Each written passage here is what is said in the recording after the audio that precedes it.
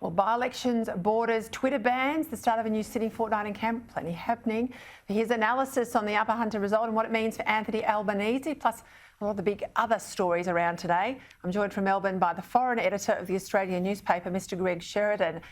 Greg, thank you for your time. Jeff Drayton, he's the Labor coal miner who was running there in the seat, only managed to pick up 1 in 5 votes out of the Hunter. Joel Fitzgibbon says he's threatening to walk out of Labor ahead of the next election. You've written about the cultural transformation of Western politics, how working class voters are abandoning centre-left parties in their droves. What do you think the weekend's result means for federal Labor in those coal mining seats of Hunter, that's the Fitzgibbon seat, but Shortland and Patterson as well? Well, Peter, I must say I really endorse the analysis you provided in your editorial. It's a terrible vote for the Labor Party, but you're also right to say it doesn't mean Scott Morrison's got the next election won. I mean, the overall polls are still sort of 50-50 in Australia. But I think I think those seats could well fall to the coalition next time.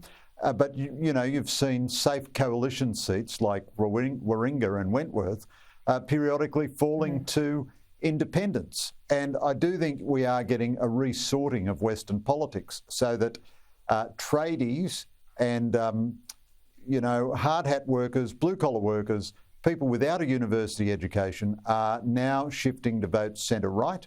And all the people in the services industries whose income basically doesn't ultimately depend on anything productive. You know, ultimately their money all comes from the government one way or another. You know, it's the ABC or the advertising industry or education or health services or whatever. They're all good people. They're all God's creatures as well.